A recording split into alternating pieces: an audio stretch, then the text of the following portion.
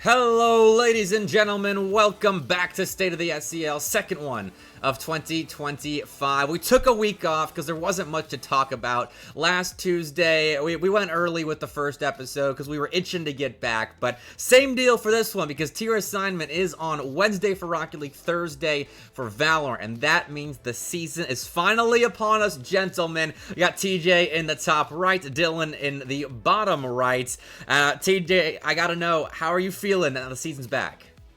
I'm thrilled. I mean, there's a critical detail in that tier assignment, and that is twitch.tv/DJTJRL. That will be the main hub. I'll be streaming as many games as I physically can. We'll be hopping throughout the rounds. We'll be doing all the coverage there. So Wednesday night is going to be fun for me. I will be slammed. It'll be stressful, but my God, the game should be awesome. Can't wait. I know, I hate it. I'm out of town. I'm flying out tomorrow afternoon. I'm gone till the next Monday, so I'm missing tier assignments when it comes to casting it, watching it, but I'll be tuning into TJ's stream for sure to chat a little bit about whoever he's casting. But Dylan, you're playing in tier assignments this coming Wednesday. How excited are you for the season to be back? I'm very, very stoked for the season. I think that it's going to be a ton of fun. Getting to see some new teams of old. But I mean, everybody here who's competed before loves the SEL, so I'm just super stoked to get things back underway. And tonight, that's mainly what we're discussing, is the rosters that are getting the season back underway, fighting for two different LAN spots this spring. A reminder, those of you that watch State of the SEL probably know this by now. It's the ones that don't that we can't get the message to. But you're fighting for both a top 8 spot in the SEL to make it to LAN in Huntsville. Actually, I don't know if that's public knowledge or not yet. So if it's not, then you just learned something new because you're watching State of the SEL. So well done, you're being rewarded. But you're also fighting for a CECC spot. TJ, I mean, the CECC, May Madness, is one of the bigger national LANs, if not the big national LAN for Rocket League especially, and we're sending a team to it. I would say it is the premier big national LAN. I've been to it when it was in Atlanta about 2-3 years ago, and then I was in Texas last year. Yeah, oh my gosh, you're right. Holy, just unlocked a memory. Yeah, no, that's crazy. Yeah, and then obviously I was in Texas this past year. It is awesome, and I cannot wait. And who knows, maybe we'll even get to be involved in some aspects of those qualifiers, maybe teasing something, who knows. But either way, we're super excited. And I mean, Dylan, you've played on, have you played on LAN before, actually? Just making sure before I say that. Yeah, I've had a couple LAN experiences. Boost on the beach. Boost on the beach, second at Ballin, second at MomoCon tourney, SEL LAN top 4, so just hoping that we can make it back to SEL LAN again this year. It would be super dope to go back to back. Are you thinking the odds are good? Oh, yeah, we'll get more into that later, but I think our odds are looking a little bit brighter. I mean, it was a Buds, top 4 run you guys made? Top 4. Little reverse sweep against King University. Yeah. That was a series, man. That should have been streamed. I'll die on that hill. That should have been streamed. But yeah, it's a super fun series. Top 4 appearance. Couldn't complain. All right. Well, we have got all the formalities out of the way, maybe except for tier assignment starts at 6 p.m. Central Time on Wednesday and Thursday for Rocket League and Valorant. That's the time. Go watch DJTJ stream all of that. But we have a lot of rosters to talk about tonight because there are, right now, 67 rosters officially submitted. I believe we're hovering around the 72 mark. So if you haven't signed up just yet, you got a day or two to do it. But get that out of the way as soon as possible so we can talk about you for certain. But I want to start at pretty much the tippy top of the SEL, guys. I want to talk about Bruton Parker. They're submitting 2 rosters this season since there are unlimited slots in the SEL now. It's a little cut off. It's not a perfect fit on my stream setup, but these are the starting rosters. A teams, Antics, Cass, and Manny. They're the ones with the fall split points. And then Corrupt, Milk, and Sib is the Academy team. And TJ, I'm going to start with you talking about the BPC boys, since I know you're super familiar with them. What are you thinking about these roster moves? I will say, following this team for so long, it kind of hurts to see Milk get, I don't want to say demoted, because that Academy roster has had some great runs in the past. Now, granted, both those rosters are very different, and we will touch on that in just a second. But with Cass, I had to do my research, because I must be honest, I was not familiar with his history. But he's a super, super talented player from the Netherlands that Bruton Parker's kind of been recruiting out of nowhere. I definitely didn't hear about it until we were kind of just previewing today. So I don't know how he's going to fit. I've never seen his play or his play style. But one thing that we can always count on Bruton Parker is ultra demo heavy, ultra NA play style. So I'm very, very, I don't want to say concerned, but I'm a little worried to see what will change and can they be successful while doing it. Cass did play on Tuesday Night Lights a couple of weeks ago. They took on Michigan State. He was playing in place of Manny that night, so it wasn't the same roster. They lost in 7 to the Spartans. So Cass looks good. Cass slots in. It's at the very least an even move for Bruton Parker. But Dyln, I mean, you're a Georgia Rocket League player as well. These guys still are at the top of the state-ish. Kennesaw State does battle with them a lot. But what are you thinking here? Well, I mean, just a little mention on that. I mean, Kennesaw's got the record over them in Georgia East Pro League, which is all that matters. Anyways, Andrew Mack, hey, let him know. There you go. But just, so yeah, I mean, talking about that Bruton Parker roster, it's like, I have to imagine, because we all know how talented of a player Milk is, and we know how successful that Bruton Parker roster was with Milk, and to think that they're going to replace Milk with this Cass player, they have to be fairly confident in Cass's ability to kind of not only pick up that mantle for Milk, but also take them further beyond, you know? Because there'll be instances where, let's say, a better player may come to school for an opportunity, but like, are they so much better that it's worth it to disrupt the flow that they've already gotten and take a chance on new potential? And it seems that Bruton Parker are going to move on with that, and they've still got Manny, they've still got Antic, so they still are very talented players, and I'm kind of excited to see them develop over the season. It will be interesting, and I know I hopped in a call with, I think, 5 of the Bruton Parker players, plus Coach Stanley a couple of nights ago, because they had questions about the league, because they're planning on playing different iterations of their rosters across the leagues that they're playing in. So like ECAC, they're playing a different roster than SEL, I'm pretty sure. And then the same goes for everywhere else. So I don't know if this is their main roster, but man, I am so envious of a program that could just pick and choose, like plug and play players at any of their team's levels. But we'll move on from Bruton Parker. We'll see plenty of them this season. Next 2 teams we want to talk about are probably in our top 3 or 4 or 5. We'll talk more about those rankings later, but East Tennessee State and Cumberland right next to each other on the League O Best page because it's alphabetical. But I mean, Dyln, give me your thoughts on these 2 squads. I mean, ETSU obviously made a grand finals appearance last semester. Very solid. We know what they're capable of. We know what they can do. Cumberland is a scary team. Multiple day 3 RLCS appearances. Like, they are talented. We've seen Polar and Next go to work at Harrisburg, and then where they take a chance on Nitya and decide to make a new roster over in Cumberland, and we've just seen them tear things up. And I mean, my thing is, if you see them be successful like that in RLCS consistently, I wonder what they can bring to the table for collegiate. You know, it's not often we see RLCS teams collegiate teams playing RLCS. You know, we think of Akron making their regional run, but besides that, you know, how often are we seeing deep RLCS runs by collegiate teams? So all that just to sugarcoat and say, they're going to be scary, they're going to be strong, they're going to be fun. Yeah, I'm with you. It's a good point bringing up the RLCS results, because you don't see a ton of collegiate teams actually play with their collegiate roster in RLCS, TJ, but Cumberland is getting experience at the collegiate and professional level this season.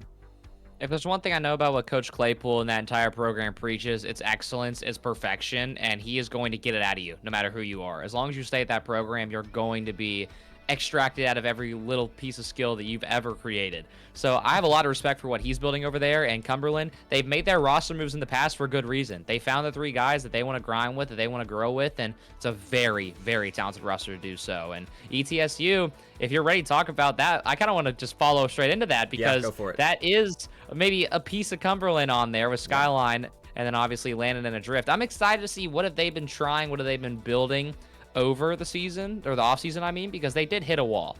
Whenever they got to Bruton Parker, it was a messy series, and yes, they had their moments. I believe they won games 3 and 4 in a row. But overall, it was a huge change for them, and ETSU, we talked about it last week too. They can handle where they're at. They can gatekeep where they're at. Their floor is pretty good. It's their ceiling that needs work, and I'm intrigued to see what are the changes that's going to get them there.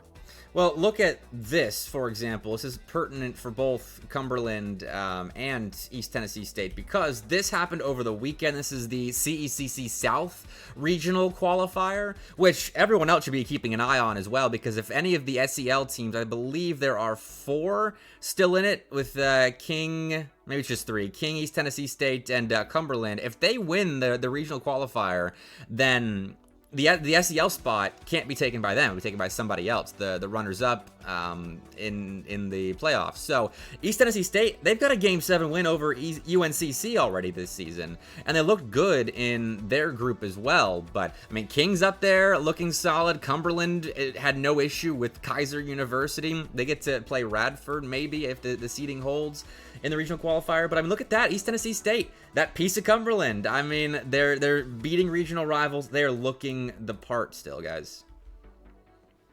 Yeah, I can't argue with that. I can't argue with results. I mean, like we said before, like I mentioned before, like, I mean, we know what ETSU is kind of capable of. We've seen what they did last semester, and you know that'd be interesting if we see one of those spots for that land get taken up through the regional qualifier instead of just winning out in SEL. That opens up another opportunity for one of the teams here. So.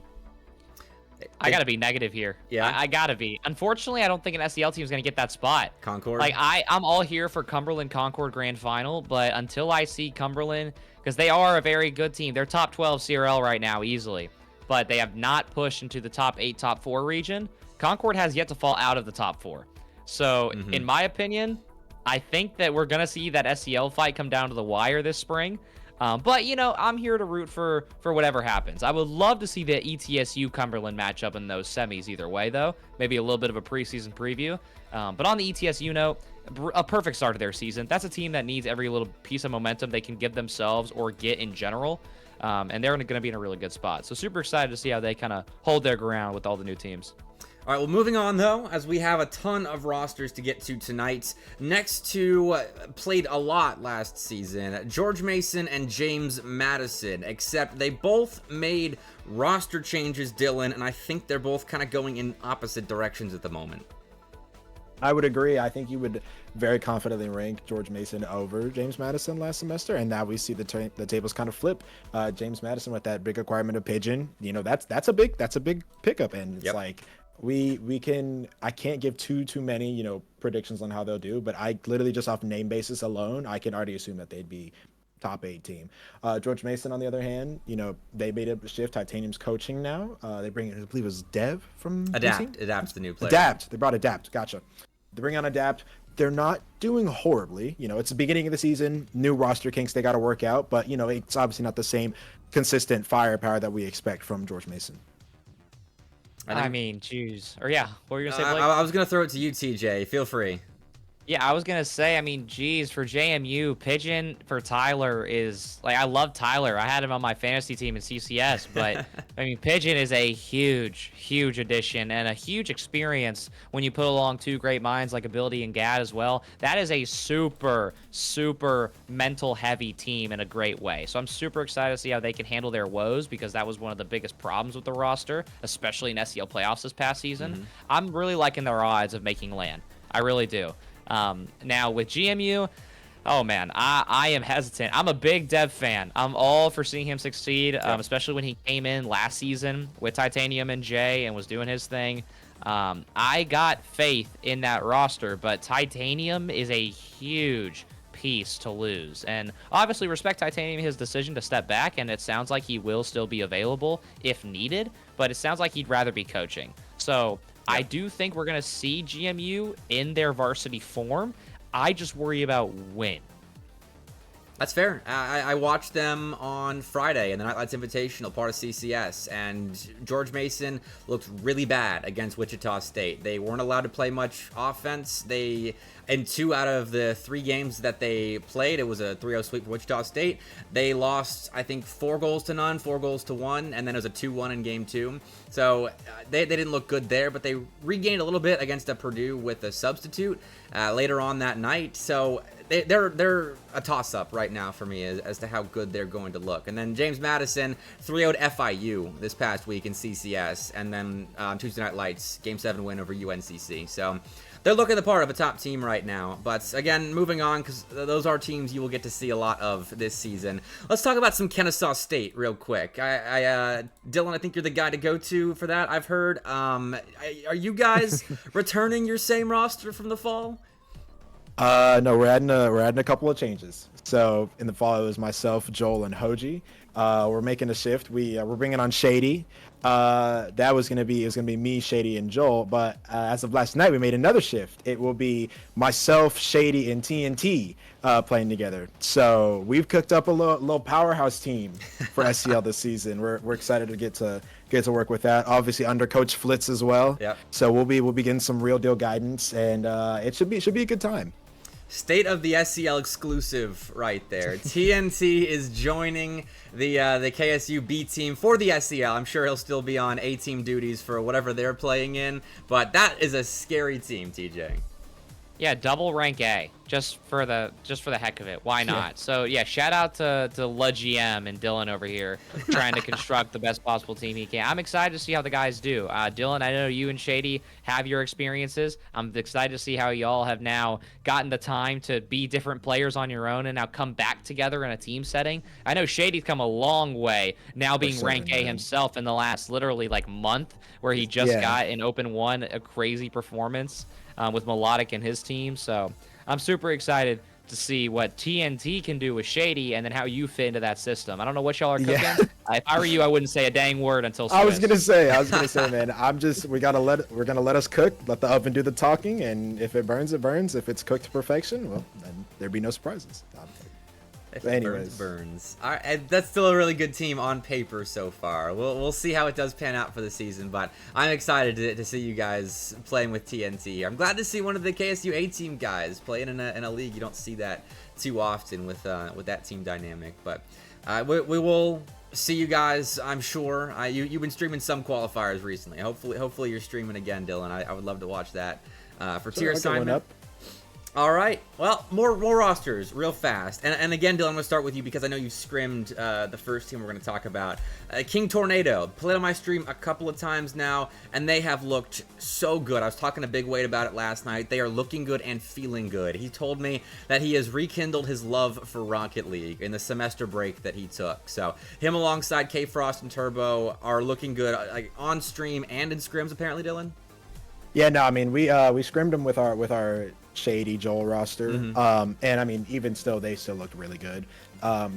Like Turbo and K-Frost looked like they were having fun. Like you mentioned, Big Wade saying he's rekindled his love for the game. I think they're surrounded in a better team environment. They're better suited to kind of play for each other. Turbo is kind of not having to do the Turbo show. He might, because that's kind of what he does. He likes the ball, and I respect that, but he has support this time. And I think that's what's going to make them very talented, very scary this season. But regardless, still want to see how they perform. And TJ, any thoughts on King? Man. A-Frost is back. Man, what a day. What a time. We get K-Frost and Big Wade back. And I'm sure Turbo is thrilled, and we talked about this last week too. A King roster that has fun is one of A, the most fun teams to watch in all of CRL, and B, one of the most positive teams in all of CRL. So if they have an industrial mental fortitude, which that King roster has shown before, then who knows what the limit is for them. I know for a fact their floor is probably top 8 if they can get to where they used to be. They're looking good right now, and more than likely a shoe-in for Tier 1, absolutely, with the form they've taken at the moment. In that South qualifier, they beat LCU, and Lubbock Christian is a top team right now. And who else did they beat in the first round of playoffs? North Texas. North Texas? Yeah, 4-2 North Texas. So they're looking all right at the moment coming to the SEL season. But I want to dip down a little bit. Two teams that are likely Tier 2, but have been staples of the SEL for the last couple of seasons in Northern Kentucky and Oklahoma. And TJ, I'll start with you here. NKU's playing without Pig this season. He's graduated, and they are officially pigless. And that's a team that's always been up and down in their performances. Yeah, again, I hate to be negative, but this NKU roster, I don't even know if I can consider them a wild card. I have so much love in my heart for Jaden and the role he's played. I believe he's played for both Kentucky and Northern Kentucky, and he's been super talented in both rosters, but I don't know if he can match what Pig did for that roster, where Pig could 1v3 a few teams in this league, and it would work. I haven't seen that type of play out of Jaden. I haven't seen him in the leader, kind of pure captain spot. I don't know anything about Brandon. I'm not sure where he came from. I guess the B team. And then I know for a fact Kills was the sub. And I've seen him in very limited doses. So not exactly sure how that team's going to look. I'm a little concerned. And then Oklahoma, it's a similar story. They've shown that their peaks can potentially start to get close to the top 16. Yeah. And I think if we didn't add all these new schools, they would be pushing top 16. But now they're going to have to deal with all the roster changes with the current teams and all the brand new teams. And I haven't seen that level of adjustment from Coach Albedo and Coach Dom. I just haven't seen them prove in a series they can make those changes. But I would love to be proven wrong this year. Yeah, and I mean, I've got kind of similar mindsets as CJ here. You know, there's a couple teams right there that are kind of just like right on the border, I would say. I mean, like you mentioned before, NKU lost big. Like they lost a lot of firepower. And just recently we had the Queen City Clash qualifiers who weren't able to make it through to that. Yeah. And you know, that brings me a little bit of worry for what they're capable to do. But you know, I mean, I can only bet on what I've seen, but I know what teams are capable of, so I'm interested to see how far they can go. I wanted to bring up Texas Tech. Yeah. They shocked me in the Queen City Clash qualifiers. They actually took us to Game 5. Myself, Shady, and Joel. Very solid team. They had a lot of potential. I think they were just about a couple mistakes away from potentially beating us. I mean, like they have the building pieces to kind of make one of those strong, foundational, solid teams that will gatekeep the top spots. So definitely excited to watch them play. I don't know if have we talked about Alabama yet? No, not yet. We skipped them. We'll go back up to the top in a little bit. Okay. But talk about, you played Oklahoma on Tuesday Night We Lights did. with the new edition of Kez. So talk about that, playing them in that best of 7. Yeah, they weren't bad. I definitely see the vision. I know I could see what they were talking about with that excitement. Kez does have some good firepower to add to that team. They were able to caught us off guard on offense a good few times. And I think once they've gotten, you know, that kind of coaching, that molding that TJ was alluding to earlier, I think they definitely will be one of those stronger competitors in the SEL. I don't know if it's all the way there yet, but it is definitely being built to get there. That was their first time playing together as a trio. That was right after tryout, so there is a decent foundation with Oklahoma, and these are teams that I'm curious, because Texas Tech, I think, is the better of those three we just talked about, but they all have peaks that could be competitive with some of the top rosters in the SEL. So excited about that. TJ, we'll move on, talk about some Alabama schools real quick, because UAB and UAH are right next to each other. I mean, I know you're not in Alabama, you're not always surrounded by our Rocket League, but these are teams that I'm sure you've played before, and they've both made roster moves as well. UAH lost Koza, Nanner steps up from UAH White, and then Justin is gone from Birmingham, which kills me because I love Justin, but Celestial is joining Butters and TNT Man, so interesting developments here. Yeah, man. ECU and UAB, I know that's not an Alabama school, but those two schools are some of my favorite upset picks. Whenever I first joined the SEL as a caster, I still remember their upsets as 16 and 17, and like overall just really low seeds who were able to upset top 10 teams. I'll never forget the Buds at GSU, UAB, and ECU run, which was just a day in itself. We won't get back into it. I hate that I had to bring that up, Dylan, but like I didn't play. I was just a watcher. I remember casting those series, and those teams have always been so fun to watch. Now, granted, it is just not the same, and Butters is super talented. He is a player who can show you a lot on both sides of the pitch, but I just simply don't have a lot of faith or a lot of knowledge in these next two guys, and I really don't know what they're capable of. If they're GC3, then this team is still contenders to maybe upset a team during the regular season. But if they're not, then I really don't know how UAB A is going to play, and B, what in the world is their dynamic going to be? And then obviously Alabama, big sleeper pick. With all the new schools coming in, they might be the sleeper pick. We know how high their ceiling can be, and there's only so much I really need to say about a consistent roster like that, or at least mostly consistent. And then what other roster am I missing in Bama? UAH. Yeah, Cozen. I've already made this joke to Space Captain. Cozen was UAH. It was B more than it was Cozen. Oh no. And I love Space Captain. I just wish Josh could have played too. Because if Space Captain and Josh could have combined, I think that again could be a potential sleeper team. But it's, again, I hate being so negative, but like, I just don't know how the Swiss is going to treat him. Because Taka, I've seen him before. He's solid. Him and Space Captain have chem. I got faith in that. But Nanners, I've never seen. I know you have, but I have not. So I have no idea where that roster ceiling is. Yeah, they played on Tuesday Night Lights, played Northern Illinois, and they're still working out the kinks. It was a 4-1 loss, I believe. So we'll see what Space Captain, what his oven is talking about this season. But I don't know. These UAB, UAH, those might be Rising Star playoff type of teams. But other potential dark horses, UCF and Louisiana. Let's talk about them real quick, because UCF I haven't seen a ton. I don't recognize these names. I don't think Laser's playing. I think he's coaching. But they played with, I guess, a different roster at the DreamHack LAN, TJ. Do you know anything about this Academy roster? So I recognize Super, I recognize Laser. Those are like very consistent faces in terms of UCF Rocket League history. I thought both of them were playing. So that's how I don't know. That's how I ranked and seeded them, was that if they're playing. Now, granted, that doesn't help their ranking a huge amount because we don't know anything about these other guys, and you can see some of their names. I'm not really sure if anybody recognizes these guys, so that leads me to believe they're probably like high GC2, potentially low GC3. So I really don't know what that roster looks like. Also, it's the Academy roster, so I don't know who's on the A team if Super and Laser aren't playing on said team. So super odd. And then what was the other roster that you mentioned? Louisiana on the left side. Yeah. I know Dylan has experience playing this roster more than I do, but I can at least talk about Juro. I know that he is a very capable player who can take over. Fatal plays a incredible second man to him, and I am not familiar with Jackson, but I know in CCS this roster knows how to take care of business, and I guess that kind of sets up Dylan for what you know about this roster. The Raging Cajuns haunt me. They there's something about that spice, that down south spice that they bring. In my experience playing them, I don't think I've beaten them. That was on my Bud's tenure. I don't think I've played them since being at Kennesaw.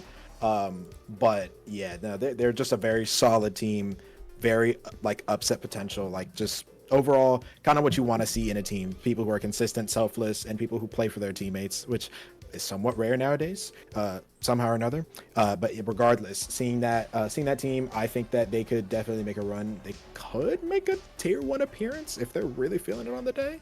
But yeah, regardless, we know how solid they are. At least I do. All right. I'm excited to have them in the SEL. They're a new addition this season, alongside a couple of other solid new rosters. A couple of the UT teams. UT Arlington isn't in this list because they haven't fully registered just yet, but UT Dallas is stepping in. They've had high peaks and low lows in the first month of CRL this season. But we rapid fire because we're running out of time in this segment, guys. But UGA, Kentucky, and UTD, and South Carolina as well. 4 teams right there on the screen together that I do want to give you guys some time to talk about before we do move on. TJ, you can start. I mean, we don't need to throw UTD in there. It's disrespectful. Yes, fair. It's fair. Yeah, UTD has got it. They're going to be contenders. I think they're contenders for top 8, and then if they punch up a little more, then maybe they can even be up for land. Who knows? Okay. Now, with the other schools, Kentucky and UGA specifically, I feel like they are dang near on the same level. Maybe a hot take. Wow. But based on what I know about Kentucky and some of those B team guys, I know on paper that they are the better team, but I truly think, and this is not a dig, I promise, I think UGA is a smarter roster, and I think that it balances out. That's my hot take. And I'm here to tell you that hot take is cooling off. That's not ridiculous. It's not ridiculous to say that.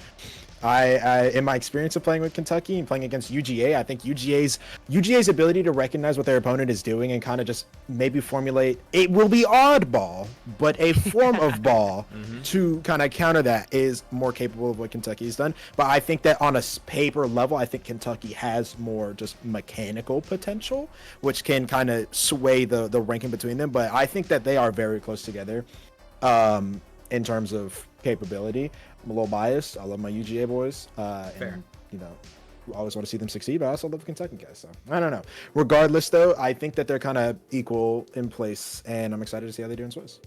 The classic SEL or SEC schools in the SEL, like Kentucky, Georgia, and South Carolina as well, have been here for forever. But I think I do agree Kentucky and UGA have to prove themselves kind of probably in tier 2.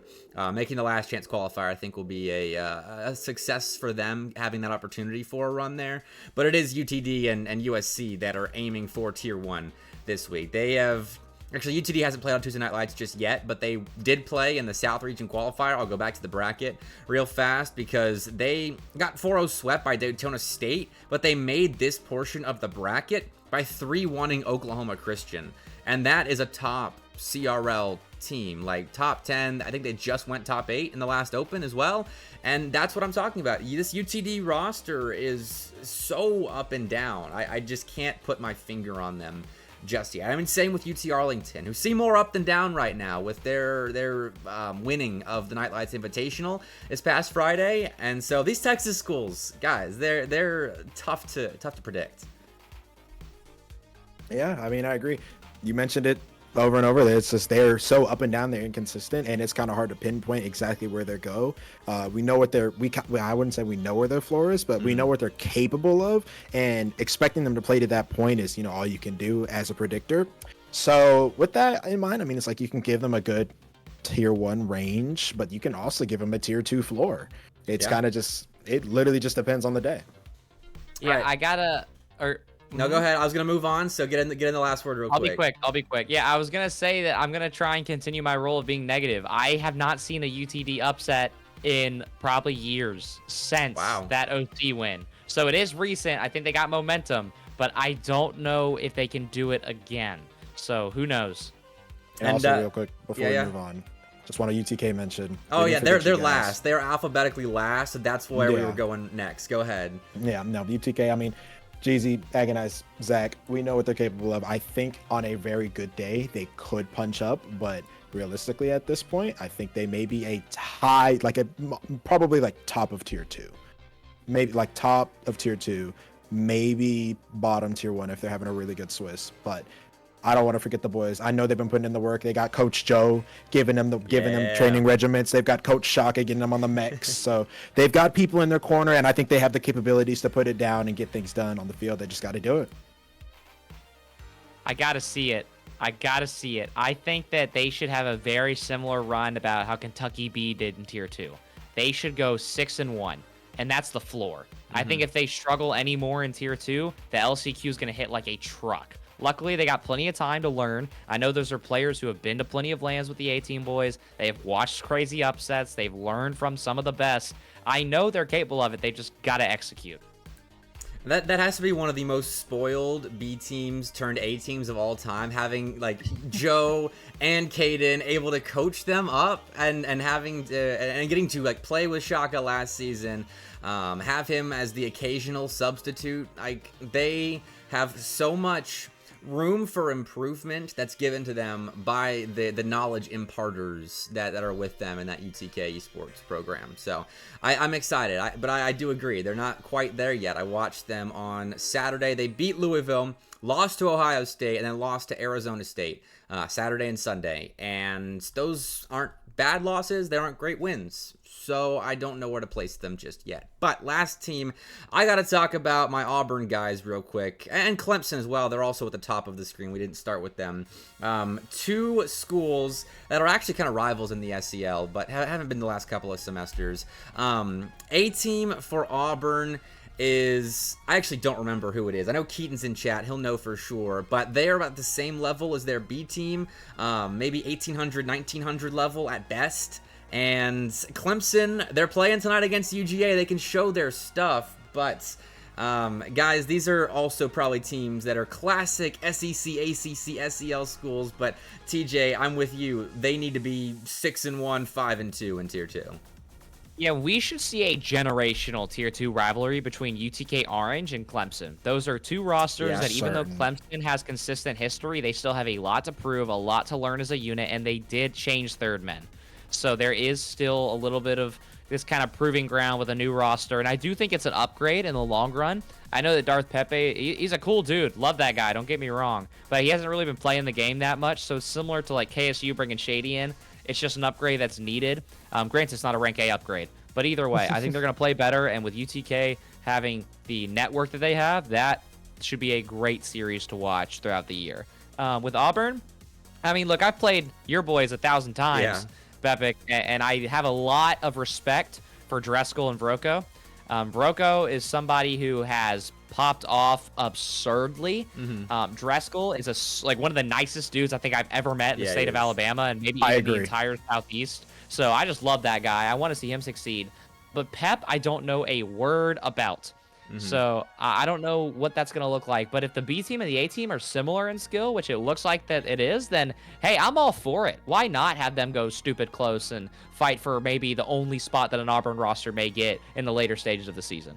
I just need them to return to the top. That's all I need. I have watched a lot of Auburn Rocket League over the last 5 SEL seasons, and they've typically been good, but it's been trending downwards. They just need an infusion back to the top, and I thought Niall was going to be that for them because he was a hot shot. I don't know, I think he was a freshman, just a new guy into the Rocket League program there.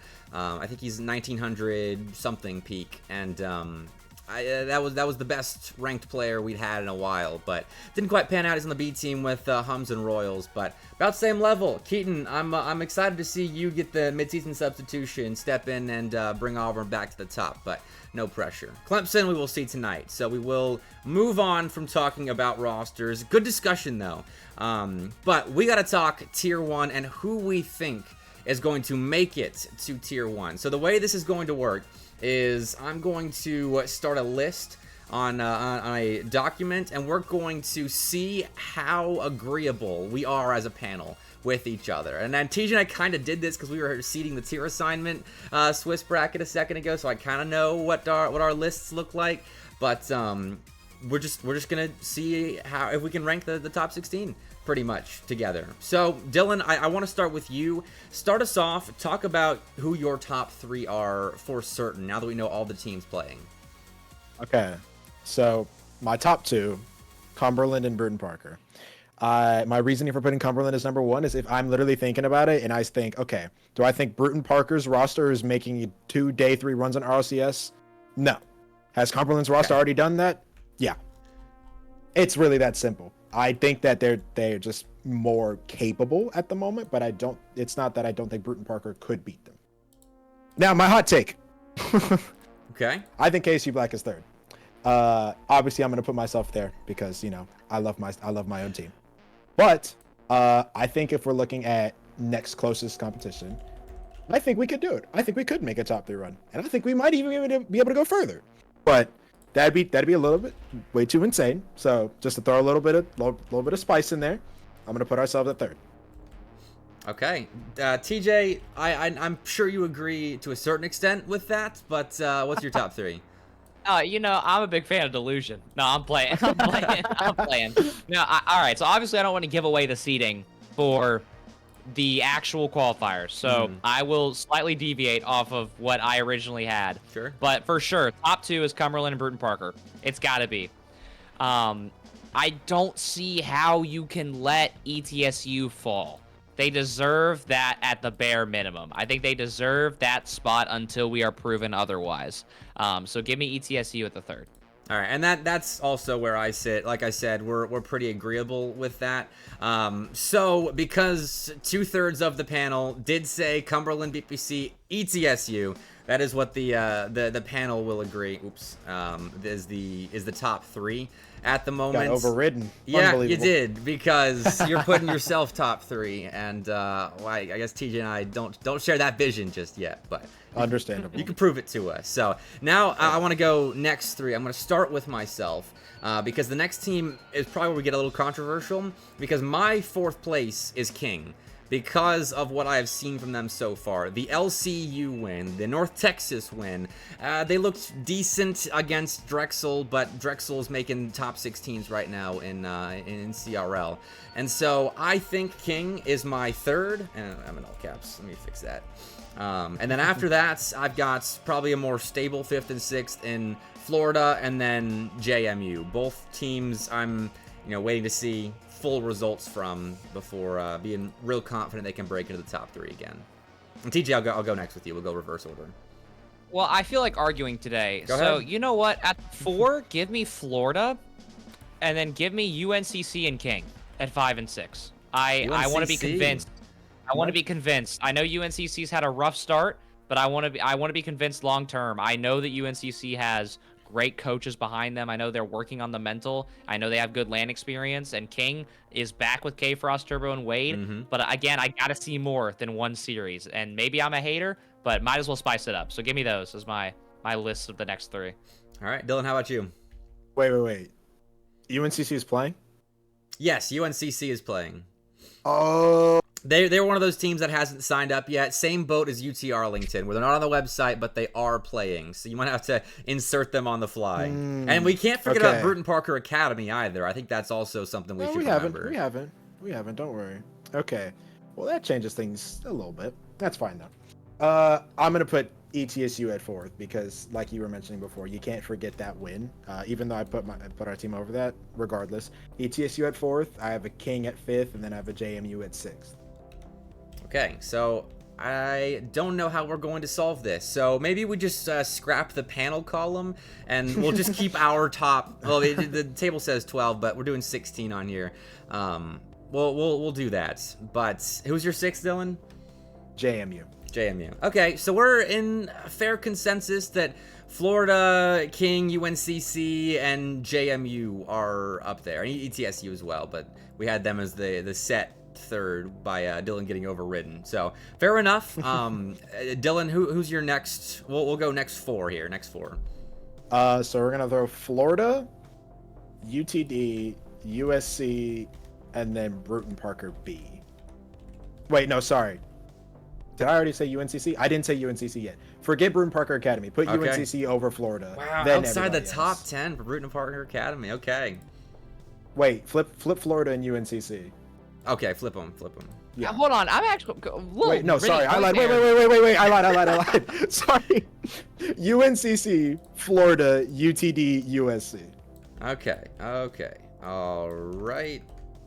And I'm getting it. TJ, how about you? We'll move on to your reactions to Dylan's list. Yeah, quick pause. I'm with Dylan. Bruton Parker Academy should not be in the top 12.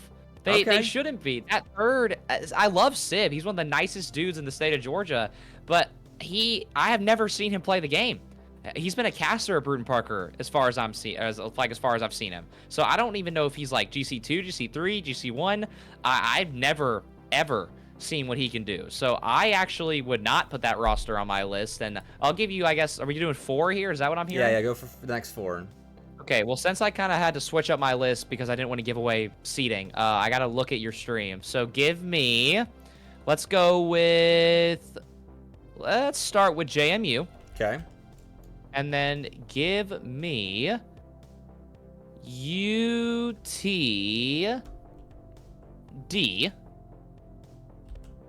Then give me Kennesaw. Then give me UTA. Okay. Both Dallas, Arlington area teams in the top 10. Fair considering I think UTD's peak. But I gotta see it. Name doesn't. Wait a minute. Wait. So, never mind. Go ahead. You're not gonna refute KSU being at 9th. I can't argue with I need to see it mentality because you're right. We actually haven't done anything to say that we should be that high. I could hear top 10, top 8, top 3, no, but top 8, top 5. Top three is that's me bias, but realistic, I also say top 8 would be like. That's fair. Fair. I can't wait to see it. I'm excited. For sure. All right, so I don't know a lot about Sib. But I do know Milk, and I have a lot of confidence in his ability to lead that team. I think it's going to be one of those teams, that Bruton Parker Academy roster, that has a heavy, carry almost, and then the rest of the team has to play around him. And I think they can do that. I think they've got the experience of the program. I've got them at 9th. So you can refute me there. But UNCC at 7 for me. UT Arlington, I think they're looking really good right now at 8th. And then South Carolina under Bruton Parker Academy. I know I mentioned this 2 weeks ago, but I want the South Carolina run to land. And so I feel like, need to start looking that good if they are going to make a run to top 8. Because that's the minimum for them to get to land. I'll probably have to go further than that to get to land. But I've got the Bruton Parker Academy team up in the top 10. So I want to see how they do as well. But Dylan or TJ, sorry, well TJ will go with you for the next couple. All right. Well, give me USC, SJT supremacy. I'm a big fan. And then I guess it's only fitting based on varsity presence. Give me GMU to round out the top 12. Okay. So that's your top 12. Tier 1 is top 16, so we'll do the final 4 in a bit. But Dylan, who's your final 2 of the top 12? These are your playoff teams, I suppose. Give me UTA and give me... Damn. Give me screw it. Give me FSC. Give me Florida Southern. Whoa, that's fair. They could be up there, but I don't know if I've got them up there right now. I definitely don't. So that is a gutsy choice, Dylan. I'm here for the hot takes. I'm loving it. I got to keep it interesting. Space Captain's not here, so we got to add some seasoning. Spicy Captain. Spice Captain, he's not here. He lives on in spirit. His list is the page below this. But my final 2 in the top 12, Dallas and Kennesaw State. Dylan, I've got you guys at 12. It's at 12th? Yeah. Unbelievable. Unbelievable. I gotta see You think Bruton Parker Academy you think Milk alone is better than TNT and Shady? Maybe I'm overestimating Sib here, but I like to think if Bruton Parker has a good academy team. I saw they were playing 2/3 of their academy roster against Edgewood College, and they went to Game 6 in ECAC this past week. So I think their academy team is good. Which 2/3? Was it Corrupt and Milk? I don't remember the roster. I just remember thinking, okay, that's not their starting lineup. Okay, fair play.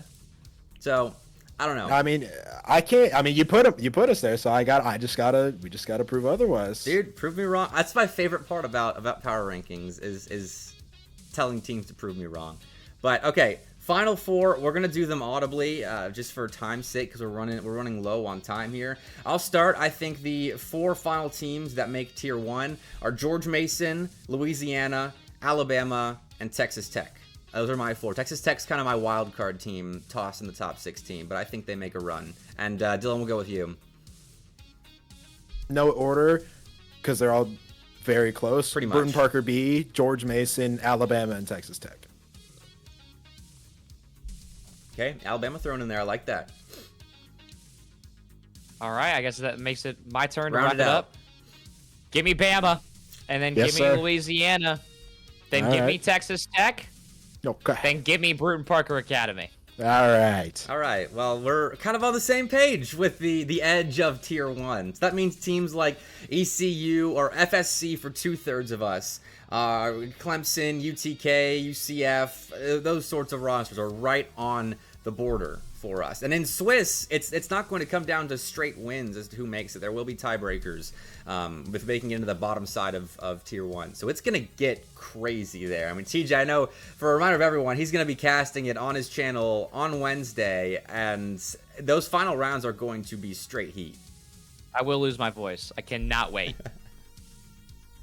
All right, final segments here. We're probably going to skip the external to SEL results just for time's sake, because we got Clemson and UGA coming up in 10 minutes time. But the final 5 minutes, I want to do something we'll probably do throughout the season, but we're going to play a guessing game really fast. So all of you know, it's public now. The SEL historical data spreadsheet is my overall database of SEL results all time. So it's got win percentage, it's got total like wins in groups, bracket play, on land, and qualifiers by team, by school. Doesn't matter. There are a lot of stats. So we're gonna probably do like 3 different guesses. And I want to start with one. See if you guys know. Teams that have competed in more than 2 semesters that have the best all-time win percentage. So across groups, across bracket play, across lands, just overall win percentage. Who is the number 1 team? TJ, I'll start with you. It has to be Tennessee, right? Oh, I'm not going to tell you yet. Dylan's got to guess. Competed in more than 2 semesters? More than 2 semesters. Oh, sorry, 2 semesters or more. 2 semesters or more. And TJ, you can change your answer if my wording threw you off. It's going to be Kentucky. I think I'll stick with it. Okay. Kentucky. Okay. What's the magic word, Bepic? Magic word that the team with the best win percentage all time is Bruton Parker. I should have known. Yeah, they're kind of cut off right there. 85% win percentage all time. Wow. Because of last spring, I forgot. Oh, that's right. I didn't even think about last spring, them joining Tennessee late. stopped playing too. And Tennessee's got dang. 7 semesters worth of competition. That's Where is Kentucky? down Oh, here. no. They're down there. 65%. Oh goodness, I was so far off. So that's the answer. Bruton Parker, East Tennessee State, and UNCC Academy are 2nd and 3rd, but they've only got 1 semester under their belt. Texas is actually the 2nd most team for keeping along those standards of 2 or more semesters. So Texas SEL Plumber League legend. Aviator was still there though. Shout out Aviator. All right. Next, we're gonna go by groups win percentage. Oh wait, no. Okay, groups win percentage. Not Bruton Parker, because you just saw there were 20-0, undefeated in groups all time, with 2 semesters or more competed in the SEL. And Dylan, we'll start with you this time. My heart wants to say Buds at GSU because it'd be funny, but realistically, it might be Tennessee. I don't know. Group stage? Group stage all time. Gotta be Tennessee. Okay. Since you said Tennessee, I'll change my answer because that's what I was gonna go with again. But I'm thinking Plumber League. I'm thinking Florida State. Ooh. Oh. That's a great shout. Shout out Luigi. These are great guesses, but off base. It's not Bruton Parker because they're first, still 100%. UNCC Academy, fewer than 2 semesters, still 100% for them as well. They dominated Tier 2. It's King, 21-3 all time with their 3 semesters of competition, 87.5% win percentage. Texas is there as well with their couple of seasons. UTK would be 4th by that criteria. Just because they 13 losses, they changed the roster, just a lot of things going their way when it comes to perfection. Gotcha. Wow. Good Turbo stuff, King. Storm Cynical. That was the Oh time. my gosh, Yeah, I forgot time. that was a roster, man. As somebody who played that roster and then they disbanded right after, yeah, that was the time. Gotta think about that more. All right. Let's see how well you guys know SEL LAN performances all time. So obviously you know Tennessee and Kentucky are the top 2 teams on LAN considering their runs to both grand finals of the LANs that we've had. But do you know the teams that have never registered LAN wins that have gone to LAN? This is the hardest question we're ending on. Can you name the 3 teams that, sorry, it's just 2 teams. Sorry, just 2 teams that have gone to LAN and not registered a win. It's 2 teams. I have the answer, Bepic. I have the answer. All right, go Dylan. No. Oh no. It's Cumberland, right? And then it's Florida Atlantic, I want to say. Or is that off? Or am I wrong? Neither of those Those 2 are- teams have ever been to LAN. Yeah, chat literally know what I'm about to say. So luckily I didn't play. So UGA, Yeah. I was not a part of that. And then, oh God, how long ago would it have been that another team got? I see what B-More said, but it wasn't UAH. There's no way. So I would roll with. Oh man, Cumberland was a good shout, but I don't remember them ever making a LAN in SEL history. Okay, I misinterpreted the question. But they I didn't can't go to lie. LAN. I Okay. misinterpreted the question so badly. I would throw out. Oh man, who else at the bottom of the barrel would it be at a LAN? It would have to be Plumber League. It would have had to be like the first year, like maybe like a B team. Is that even on the table? No, it's not. Okay, this is too hard a question. This is too hard a question. If you want to shout a guess, TJ, feel free, but I'll reveal the answer. No, you got it. It's the UGA is one of them. All right. Be more knows. Be more knows. UGA is one of them. Well done, TJ. That was the Season 4 LAN. The Season 3 LAN, the other team went 0-2. That was Snipes' Clemson team. They qualified to LAN. They went 0-2. No That's when a tornado screwed them out of a LAN performance because there was a tornado to Huntsville the night before, and it prevented Snipes' 2 teammates from making the drive down the next morning. So that's your answer. Okay, I'm not gonna lie. I gotta explain my logic. Go ahead. I thought you were asking which teams qualified for the LAN but didn't go. Okay. I did not. I don't know why I didn't register. You were saying like didn't get a LAN win as saying like 0-2, but that's why I said the teams. I was like, I'm pretty sure it was 3 that did because it was USC, FAU, and Cumberland who couldn't go last year. So it was Bruton Parker, Hammy Crackers, UAH. That's and a good question. Like if I were to ask that, you'd be right there. Actually, be 4 teams though, because Arkansas did the same thing in Season 3. Ah. So there you go. Well, there goes my ball knowledge. Hey, we'll bring that segment back. I'll give you guys a shot at redemption on a future show. That was kind of cobbled together at the last second, but it was fun. It's fun recounting SEL history like that. But guys, we got to wrap it up. TJ, I know you're sticking with me for UGA versus Clemson. So Dylan, final words as we are wrapping up. KSU Black is going to be really good. I promise. But no, regardless, I'm super excited for Wednesday. It's going to be a ton of fun. Make sure you tune into twitch.tv/DJTJ to get that team stream bounce around experience. Or if you want to watch KSU Black stream, you can tune into twitch.tv/TheRealDylan with 2 N's. Come watch, come enjoy, come watch everything happen. It's going to be a super fun season. All right, everyone. Thanks for tuning in for the State of the SEL. Up next is Clemson versus UGA. Let me throw up the graphic that I've got for it. All-time very good Night Lights show matches teams. TJ, I think, is responsible for a couple of those UGA matches, but they're 2-1, taking on an undefeated 3-0 all-time Clemson roster of Canovo, Mesau, and Pasta against Koopa Troopa, Mird, and Luneta. So, break time. We'll be back in a couple of minutes, though, with that Monday Night Lights show match, Georgia versus Clemson. Until next week, everybody. See you later.